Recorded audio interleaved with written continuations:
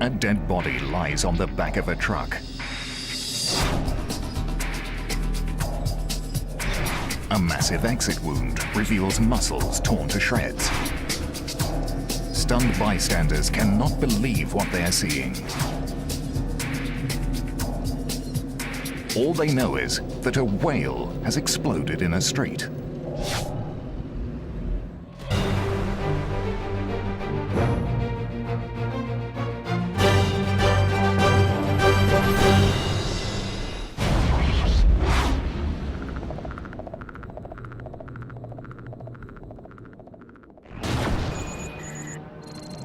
Taiwan, an island 320 kilometers east of China. On the southern coast of the island lies the city of Tainan. January the 26th, 2004, 6:30 a.m., and the city is just waking up.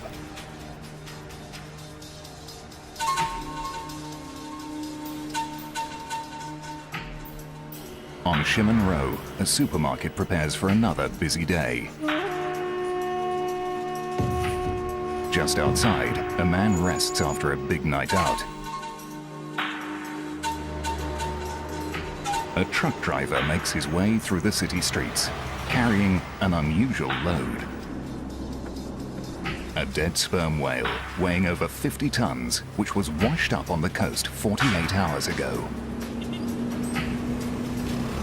This massive cargo is being taken to the city's university for scientific analysis. But the journey is cut short by an unimaginable event.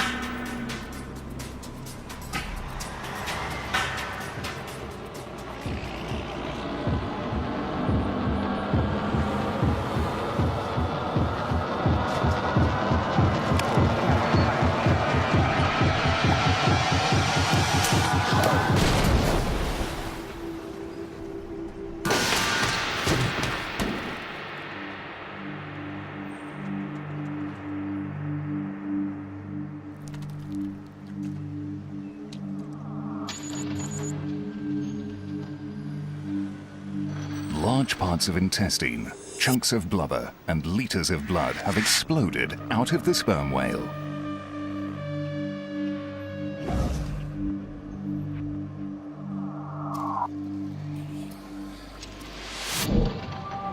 One of the first to see the carnage is marine biologist Professor Wang Zhangping. Revisiting the scene 4 years later, he remembers all the gory details. I get off the car and go to the truck.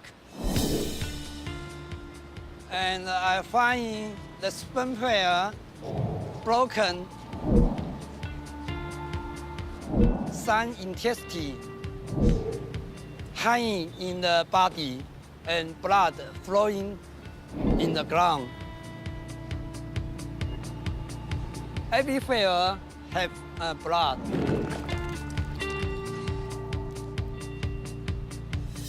White car became red color.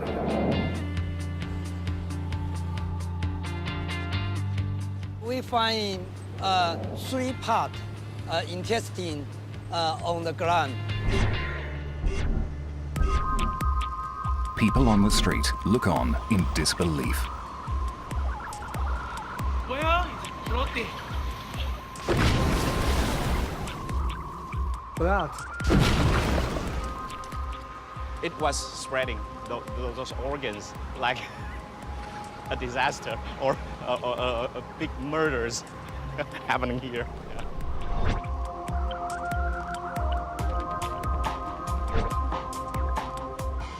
It's just like a horror movie.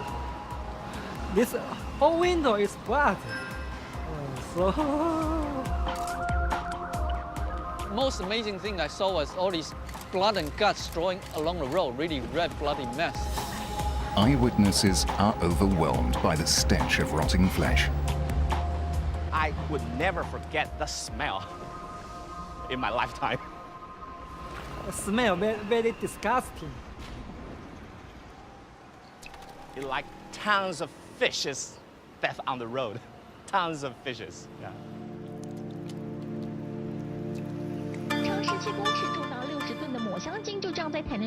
Local news cameras quickly arrive on the scene, capturing surreal images. Journalist Jason Pan realizes the incident is big news and breaks the story around the world on the internet. To me, still, this is the biggest story I was ever involved in. Bigger than the soccer championship, baseball championship, or visit of some big president in Taiwan. I knew it was very interesting news because I never seen a whale on land. Usually it's near beach. And the fact it exploded, it was something really interesting. I think it was kind of funny, also in a macabre way.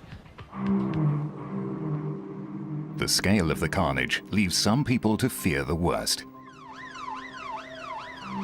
People saying, "Well, whale exploded. What is this, like a terrorist bomb, like whale exploding? Is Taiwan developing some kind of, biological bomb, weapon of whale mass destruction?" There have been a lot of website discussion how, U.S. State Department should check out Taiwan. They're developing some kind of biological bomb about it. While talk of conspiracy spreads on the web, Professor Wang concentrates on gathering the whale's remains. He is still determined to carry out a necropsy, or animal autopsy, and preserve the skeleton for his museum. His dedication impresses Professor Liang Changshu, director of Taiwan's National Whale Stranding Network. I was very proud of the response of Professor Wang. Because for most people, they think, oh, stinging, oh, terrible, messy, ugly, or yuck. But Professor Wang tell everybody, oh, help me, try to collect all the intestine back. That's my treasure. What he care about is his specimen, those the dirty and messy intestine he want to collect back. Wang's priority is retrieving as much of the whale as possible. The city's priority is limiting a potential health hazard. As a massive cleanup begins, the press follow the whale to its final destination, kilometers away from Shimunro, where photographers capture even more gruesome images.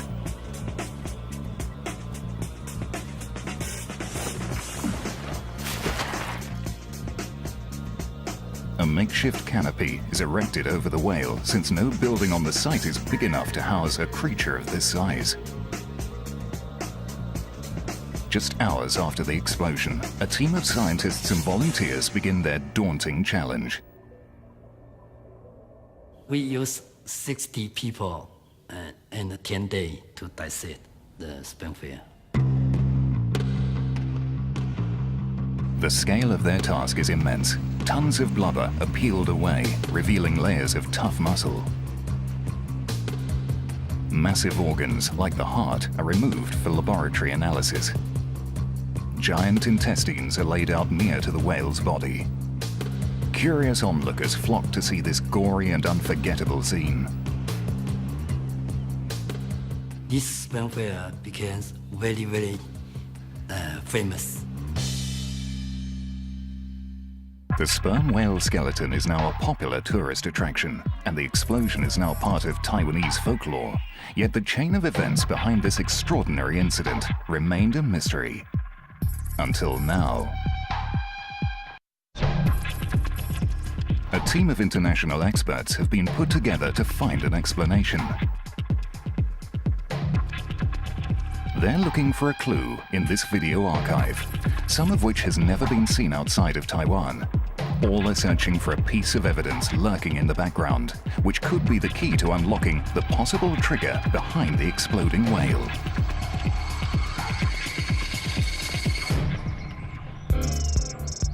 Liverpool, England. Veterinary pathologist Julian Chantry looks at the grisly aftermath of the explosion. It's incredible, yeah, it really is. You just wouldn't have expected that to happen. Chantry is certain that the force and sheer energy behind the explosion are due to internal decomposition. Decomposition is when the body is starting to break down. So there's no longer any blood supply, and organs and tissues are starting to just break apart, to degenerate. As the body starts to decay, bacteria present in the gut escape and spread into the abdomen. These bacteria release toxins and accelerate the breakdown of the body's proteins, which generate gases. As these volatile gases increase, they create pressure in the abdomen, causing the body to expand.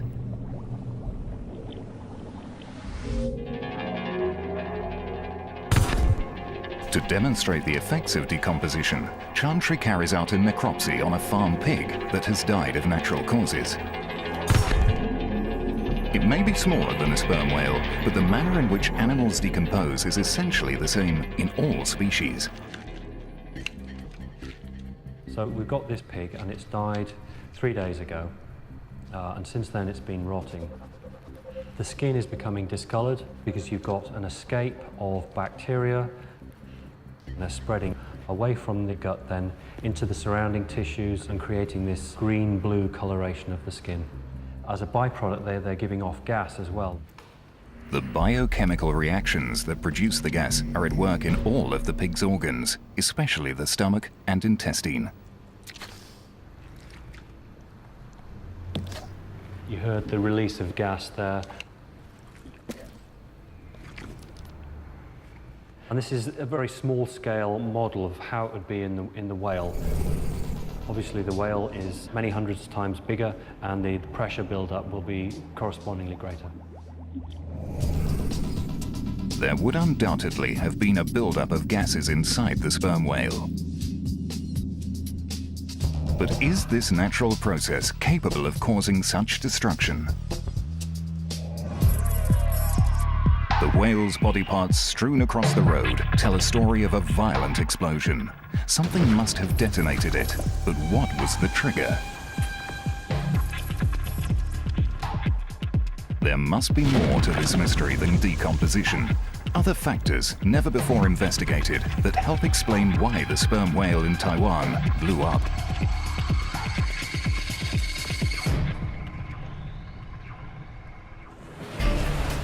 Bruce Mate has studied marine mammals for 35 years and has witnessed firsthand the explosive energy that dead sperm whales can contain. In 1979, Mate was called to help remove a dead sperm whale that had washed up on a beach in Oregon. This is the scene of relieving pressure from an animal that's just died a few hours earlier but had been on the beach for several days alive. And just immediately after dying, I sent people out to cut the animals open so we didn't have exploding whales. And here they're taking their first slices with flensing knives, and immediately after that they turn to run because this is not the first animal they've done. And you can see the stretch marks here by the cuts. This wound is tearing this initial cut, but there's such strength in the animal's layers that it yet hasn't gone through into the peritoneal cavity. The muscles are tearing, and then finally it gets into the peritoneum where the pressure is, and kaboom, out comes all the guts and feathers, so to speak. You can see the blood mass ahead of everything else, the liquids, and then the solids behind that of the intestines and the organs. The sperm whale in Oregon was less than half the size of the giant sperm whale that blew up in Taiwan. Parts of blubber were found streets away, suggesting a ferocious amount of pent-up energy. To estimate the amount of force required to blow up such a huge whale, British explosives expert Terry Thompson reviews the footage of the bloody aftermath. This incredible event involved a rupturing of the sperm whale's abdomen, which caused material from the sperm whale to be projected quite a large distance. That car is about 30 meters from the sperm whale. So for that to have been projected 30 meters indicates to me just how volatile an event this was. My estimation of this would be, it would be the equivalent to between 2 to 5 pounds of TNT equivalent explosives would have caused similar damage. To test his theory, Thompson is using almost 2 kilograms of dynamite to simulate the blast. we're going to detonate in the middle of a huge mound of peat. It will produce a tamping effect on the explosive. The peat bags are approximately the same size and weight of the body parts that were thrown across the strait in Taiwan. If the peat bags are thrown a similar distance and some remain intact, then the experiment will have been successful. 3, 2, 1, fire. Good. We can see from here there are still quite a few full bags lying about. I can see a kidney there. You know, it's quite easy to imagine that that's, you know, part of the whale's intestines. And similarly with all these other bags here. Thompson's estimation looks accurate. The heavy peat bags are thrown a similar distance to the whale's guts.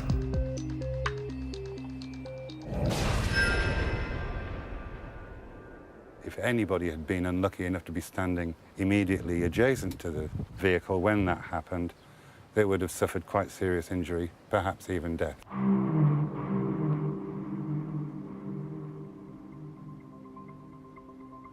But how can a mammal contain such a huge amount of potentially lethal energy?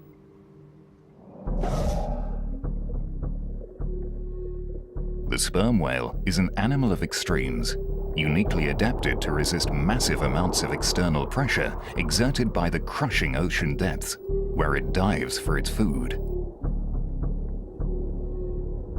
Underwater, the planet's biggest predator can dive to an incredible 2,700 meters, way beyond the range of many military submarines. The human body would be totally crushed at a fraction of that depth. But as an evolutionary byproduct, the very physique that keeps the crushing pressures out also keeps mounting internal pressures in.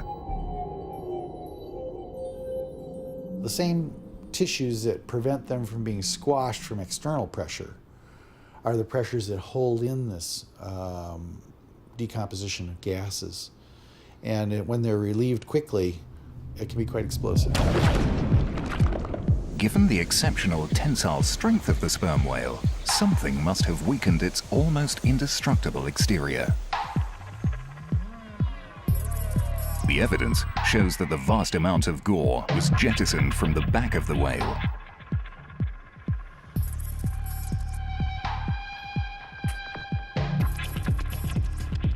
But this area is not commonly seen as a vulnerable part of the sperm whale's anatomy, adding to the mystery of why this whale exploded in the street.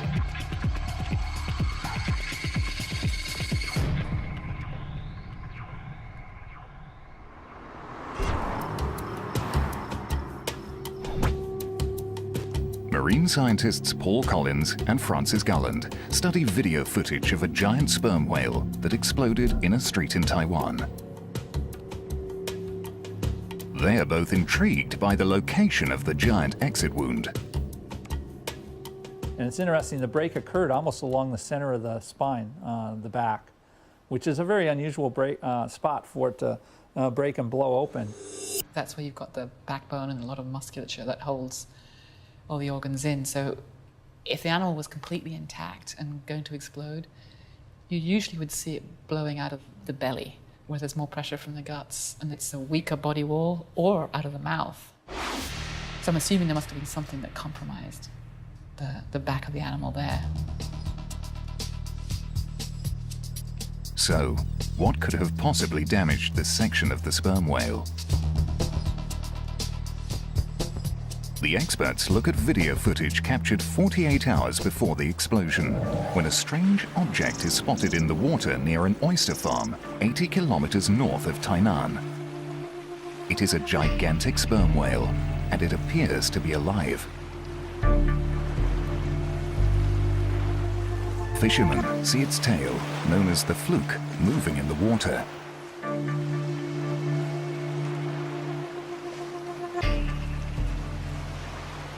the coordinator of Taiwan Cetacean Society.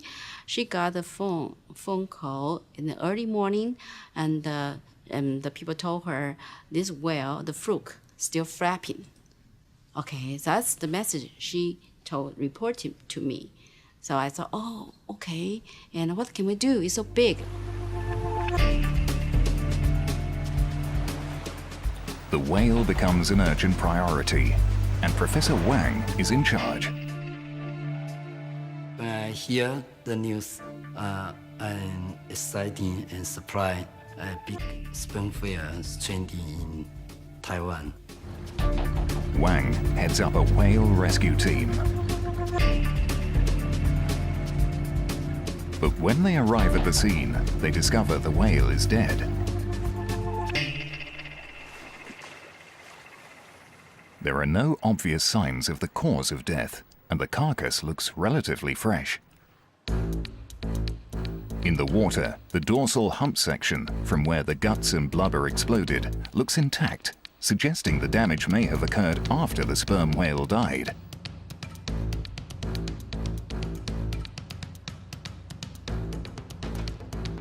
This is no longer a rescue, but a recovery mission. An unexpected and exciting opportunity to discover more about the physiology of sperm whales.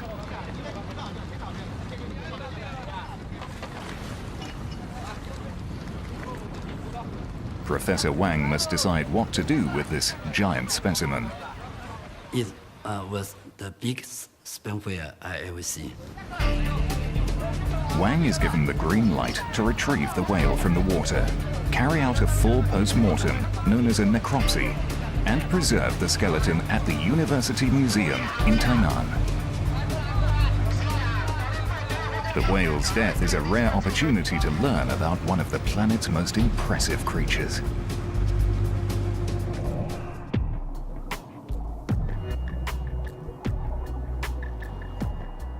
Sperm whales are probably one of the most mysterious animals on Earth. They live at depths of down to a mile deep. They swim for over 45 minutes on a single breath. On average, they come up and take 7 to 10 minutes to recharge their oxygen debt. They're feeding on deep water squids in virtual total darkness, so there's a lot of great mystique about sperm whales. Sperm whales are the giants of the sea, the largest predators on the planet.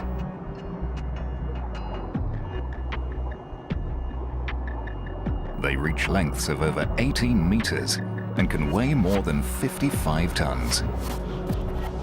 Their brains, which weigh over 7 kilograms, are the largest of any animal on Earth. Sperm whales are found in every ocean in the world, yet their trademark fluke, waving on the surface of the water before they dive, is rarely seen. So the opportunity to study one of these incredible mammals is exceptional.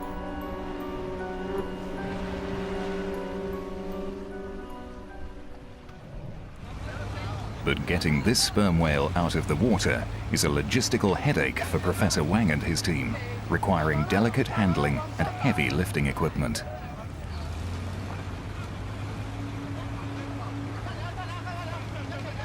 Responding to large stranded whales is a problem around the world.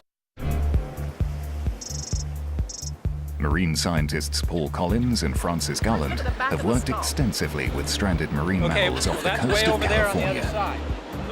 Every time you have a dead whale, it's always a problem to figure out where are you going to necropsy it, how are you going to cut it up, what are the logistics. I think all of us that work on large dead whales, we're always so interested in the animal itself and finding out why it died, in looking at all the extraordinary organs and massive heart, that you get caught up in it, and so you're excited, interested, usually working against time, so you don't think about how hard it is. It's only the next day when you wake up in the morning and you can't actually move that you realize that it was hard work. Our excitement level goes up if it's something that we haven't seen before, or if it would make a great addition to our research collection or for possible public display. Yeah, definitely the excitement goes up. And you do whatever you have to do in order to try to retrieve the animal or retrieve the material out of the animal. In some cases, it's carving it up and harvesting the material right there on the beach. In other cases, you can't do it on the beach. You have to bring the carcass back to where you can work on it. It is hard enough performing a necropsy on a beach and then removing the body parts. But in Taiwan, the sperm whale was stranded in an ocean oyster farm, an impossible location for scientific research. Wang has no choice but to hoist the whale out of the water and transport it to his university in Tainan City. But could this difficult procedure have backfired on the professor, damaging the dorsal hump and creating a weak point which would be ripped apart less than 24 hours later? Paul Collins examines the sperm whale being lifted by its fluke. If you lift it by the tailstock, that's a huge amount of weight on the whole vertebral column. That can potentially cause additional breakdown of tissue and bones and other things internally. It may begin to rip and tear muscle, might even begin to rip and tear some of the fibers within the blubber layer, and that may be potentially a contributing factor to that point at which it broke. Out of the water, the whale is no longer weightless, and the chains around the fluke strain to support its 56-ton mass. This puts enormous stress on the vertebrae, right by the dorsal hump, stretching the skin and the blubber to what could have been breaking point.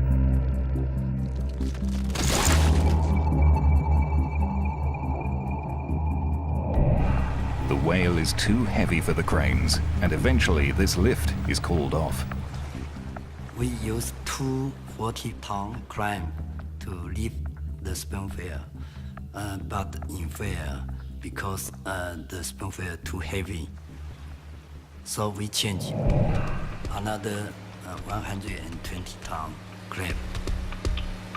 13 hours since the recovery operation began, the greater lifting capacity of these giant cranes is finally successful. When the sperm whale lift out the water, we are really happy. And the sheer size of this magnificent animal can now be fully appreciated.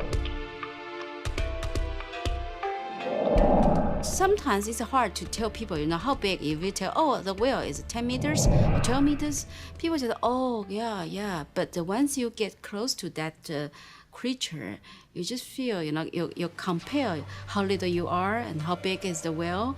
And then I think most people, they will have some special feeling. And it is suddenly clear to Professor Wang why it was proving so hard to lift.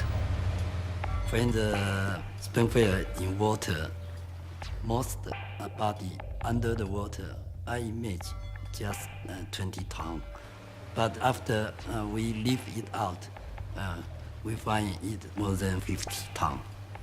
This sperm whale is the biggest one in Taiwan ever stranded.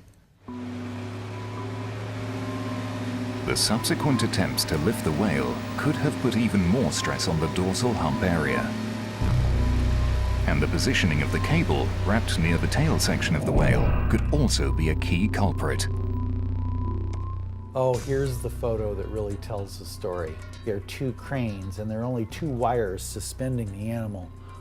You can see the forward cables cutting into the head quite a bit, but there's no pressure there. You really have to get back into the area where there's a body cavity. But the other cable is suspended exactly where the blowout occurred. Mate believes these cables could be responsible for the weak spot on the lower part of the sperm whale's spine. These are the vertebrae of a minke whale, but it demonstrates the point that you have these processes that the muscles attach to in the back.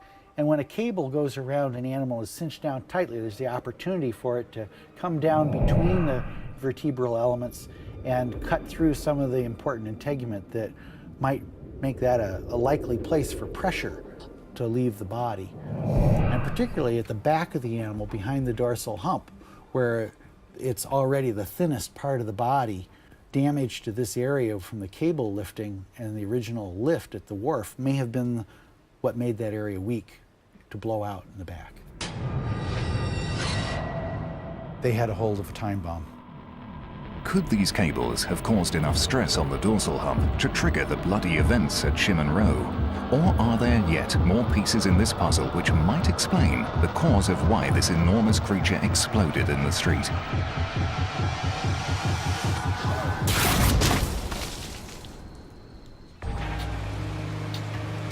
The sperm whale is being subjected to external heat, allowing the temperature inside to rise and bacteria to spread, a combination advancing tissue breakdown. Now, instead of having the water cooling the outside part of the animal, potentially keeping a little bit of the temperature down internally, it's sitting out exposed to the temperatures that are out in the air, which is going to increase that temperature on the outside and allow kind of that decomposition process to also probably increase slightly. Evidence that decomposing gases are creating a buildup of internal pressure is apparent in this photograph. As a whale decomposes, those gases build up and they're looking for a way out. And the easiest place to look at that is usually in the genital slit area. So the pressure from inside will push all the parts of the genitals out. So in a male, you get a massive extruding of the penis. In the females, the nipples start to spread out and the whole area becomes very swollen. At some point during the lift, the whale's penis became exposed, forced out of the genital slit that normally acts as a protective sheath to streamline the whale underwater. On the first lift, the genital slit remains closed. But here, hours later, after the final lift, the penis, at nearly 2 meters long, is fully exposed. You know, those are kind of red flags that you want to pay attention to when you have a large whale carcass, and to worry about if you're going to be moving it around or keeping it out of the water for an extended period of time. But few realized this was a warning sign.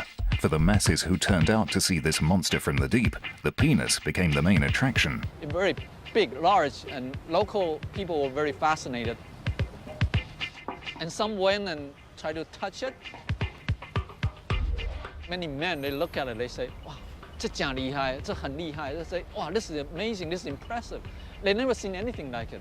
Because in Taiwan, Chinese mythology, you know, like dog, deer, seal penis is aphrodisiac, and they wouldn't think of eating it. They just say this is the biggest male thing they ever seen in their life. So they want to come close and touch it.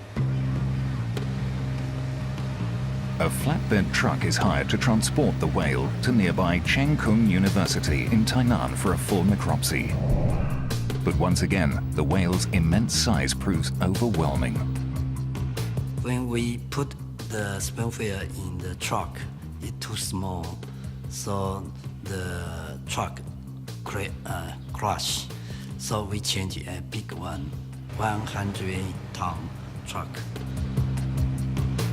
By the time a bigger truck arrives, Wang's team has to work in darkness.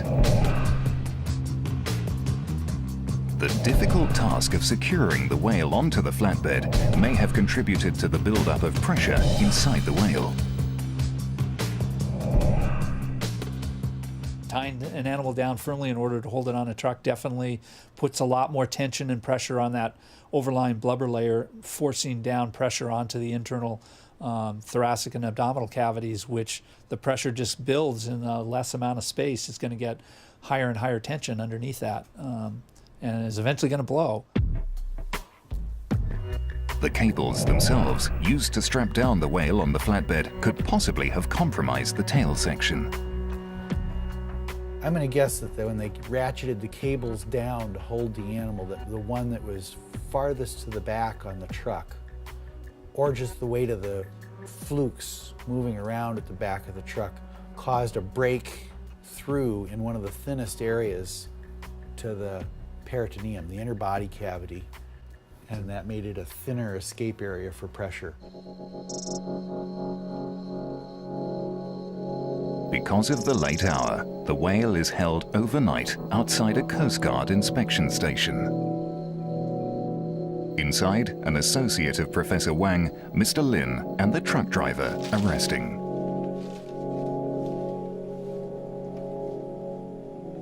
But their break will be short-lived. we heard a swah.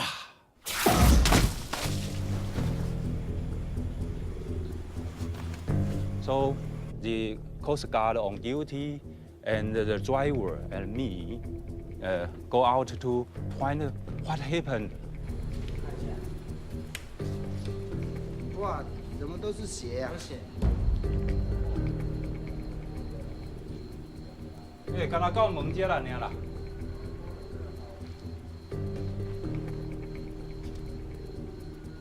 On the surface, there is a blood with water sprayed like a fan-like, and distributed very evenly. 该冇见啦。Walk in. And we realize the blood and water come from the blowhole. This eruption of blood from the blowhole is another piece of evidence, proof that inside the whale, decomposition is in an advanced state. The bloody water that came out of the whale's blowhole was probably due to the pressure squeezing the lungs. The lungs are a very vascular organ, lots of small blood vessels, which would be breaking down, and the blood within them would be just becoming loose.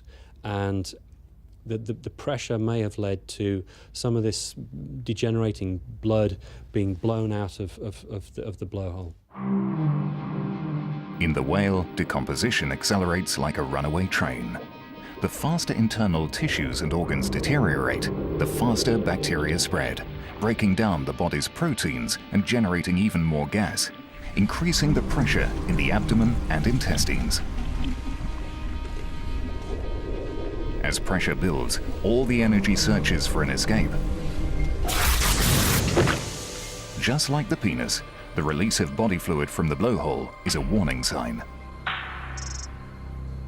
The blood forced out of the blowhole makes Professor Wang realize his precious cargo is getting increasingly volatile and needs to be taken to his laboratory as soon as possible.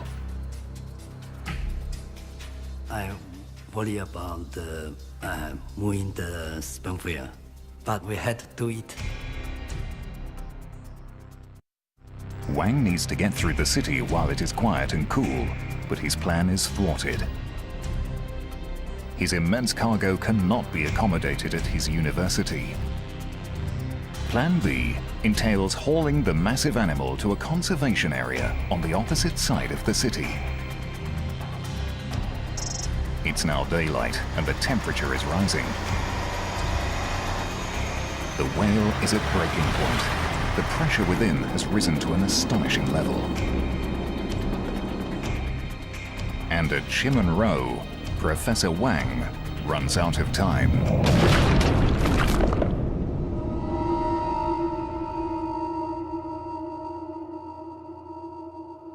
These extraordinary images of the exploding whale seem to be a result of a bizarre chain reaction. The damage to the tail section of the whale, being out of the cool water, allowing internal temperature to rise, and the cable strapping down the whale, adding even more stress to the dorsal hump.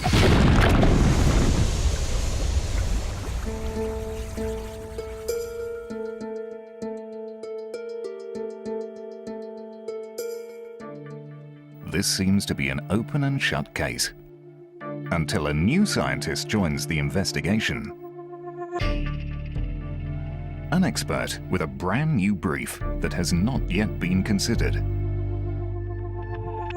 At the Santa Barbara Museum of Natural History, California, whale stranding coordinator Michelle Berman studies the exit wound and blood on the street. She thinks these images may well suggest that the explosion is due to an event at sea before the whale was first spotted. It is very suspicious to me that you have this deep, dark tissue completely adjacent to this very healthy pink tissue. It looks like it's probably a hematoma filled with blood from an injury. A hematoma, or bruising, suggests the whale received an impact injury before it was lifted out of the water. If I didn't see the clean pink muscle tissue around it, I wouldn't be so suspicious. I would just say, oh, it looks like degradation and decomposition. But given that you can see the pink tissue around it and then you have that deep, dark purple tissue just below it. It has the appearance of some kind of trauma occurring in that spot. And then also in the foreground here, you can see this area, which appears to be coagulated blood. It almost looks like little grapes inside here. Coagulated blood forms when the body tries to prevent hemorrhaging from some sort of trauma. Both bruising and coagulation only occur when blood is flowing through the body. In other words, when the animal is alive. But what could inflict such a huge trauma to the biggest predator on the planet?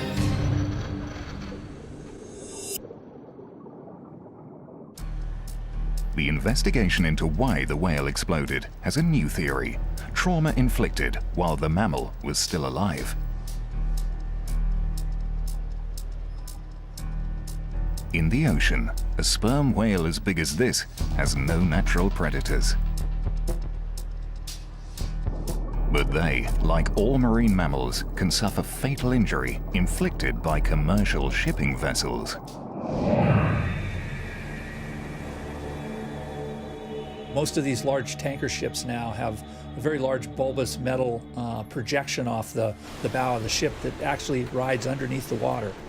If a whale's in front of the ship at the time that the ship comes through, basically it's like a large battering ram just slamming right into the side of the animal. Ventura County, California, 2007. A blue whale washes up dead. Michelle Berman coordinates a team sent to perform a necropsy. The cause of death is ship strike. The photos of the blue whale's tissue damage are similar to photos taken of the exploding sperm whale in Taiwan. This shows inside the body cavity, just to orient you. These are 4 of the broken rib bones sticking up here.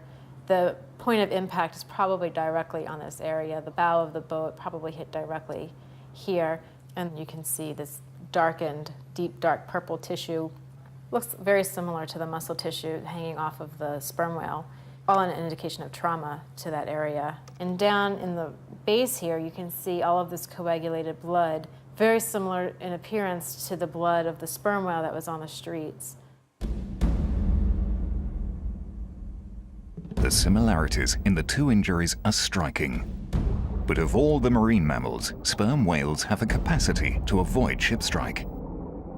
Sperm whales, more than most other species, make their living with their ears. They are very acoustically aware animals, and their sonar signals are broad-banded, and they're listening to all kinds of frequencies and delay responses in order to visualize their environment and hunt successfully.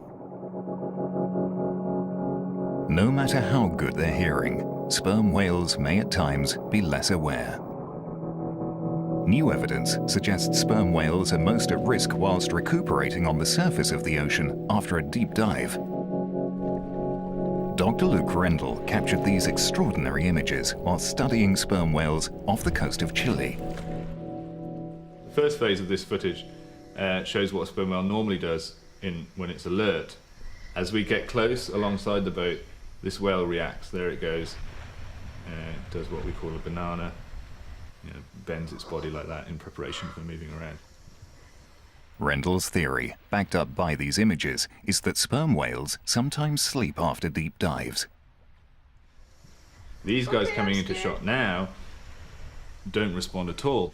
And you can see some of the animals are vertical, hanging vertically in the water. This is the characteristic posture of what we think they're doing is basically sleeping. So obviously they're very vulnerable to being struck during that time. This behavior has never been documented before and provides evidence that a ship could easily hit a sperm whale. The world's oceans are busier than ever with boat traffic, meaning that marine mammals are increasingly vulnerable. They're simply feeding in the shipping lane. So it'd be like you sitting eating a hamburger in the middle of a motorway. When a ship's moving forward, the noise of the ship's at the back, and the ship itself forms an acoustic shadow ahead of it. So it's less likely that a whale is going to hear the ship if it's right on the front beam of the oncoming ship. If you're in an area of high shipping, you get this kind of acoustic fog, which is just all the noise that the various ships that are putting in. Trying to pick out an individual source, an individual ship during that time, it would be very, very difficult. The Tainan sperm whale was found near some of the busiest shipping lanes in the South China Sea, and during the sperm whale's necropsy, Professor Wang found evidence supporting the ship strike theory. I find the bone protect the spinal cord is broken.